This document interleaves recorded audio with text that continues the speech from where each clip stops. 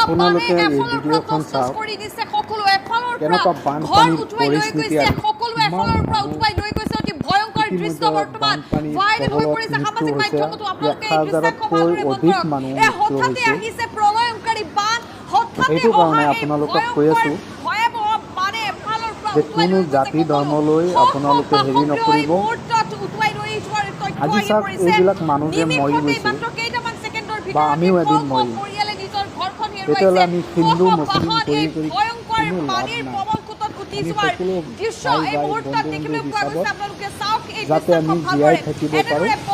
সেইটো কামনা কৰিলোঁ উঠি গৈছে বহু পৰিয়ালৰ ঘৰ উঠি গৈছে আৰু এহেজাৰ লোক এই ভয়াবহ বানত উঠি ঘৰ বাৰী উঠাই লৈ গৈছে আপোনালোকে নিজে কল্পনা কৰক ভয়াবহ বান পৰিস্থিতিত এই পৰ্যন্ত 13জন লোকৰ মৃত্যু হোৱাৰ তথ্য আহি পৰিছে মৃতকৰ সংখ্যা আৰু বৃদ্ধি পাব পাৰে মৃতকৰ সংখ্যা বৃদ্ধি পোৱাৰ সন্দেহ প্ৰকাশ কৰা হৈছে এই আপোনালোকে চাওক অতি ভয়ংকৰ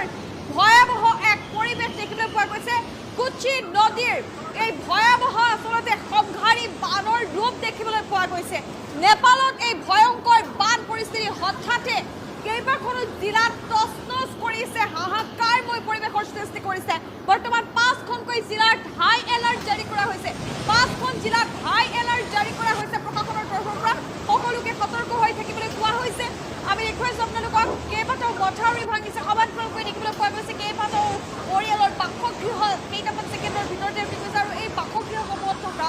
মানুহ উঠি গৈছে এহেজাৰ মানুহ এই পৰ্যন্ত উঠি গৈছে আৰু এহেজাৰ মানুহ উঠি যোৱাৰ ফলত মৃতকৰ সংখ্যা বৃদ্ধি পাব পাৰে 13জনৰ মৃত্যু হৈছে বানপানীৰ পৰিস্থিতি কিমান মানুহ কিমান ঘৰ বাৰী উঠাই লৈ গৈছে আপোনালোকে নিজে বিবেচনা কৰক কল্পনা কৰক আৰু আপোনালোকে এই ভিডিঅ'টো বেছি বেছি শ্বেয়াৰ কৰিব কমেণ্টত আপোনালোকে মতামত জনাব আৰু এইবিলাক মানুহৰ কাৰণে দোৱা আশীৰ্বাদ আপোনালোকে নিশ্চয় কৰিব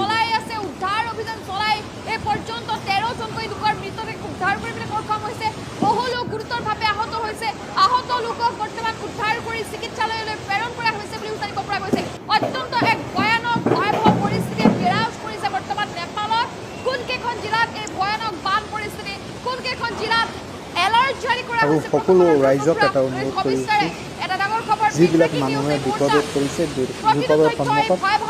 থিয় হ'ব লাগে এই মুহূৰ্তত আমি আপোনালোকক জনাবলৈ চেষ্টা কৰিম কাৰণ যিবিলাক মানুহ মৃত্যু হৈছে বানপানীৰ কবলত দেশৰ আৰু সেইসকলৰ কাৰণে দোৱা কৰিব আশীৰ্বাদ কৰিব কিছুদিন পূৰ্বে অসমত এনেধৰণৰ প্ৰলয়ংকাৰী বান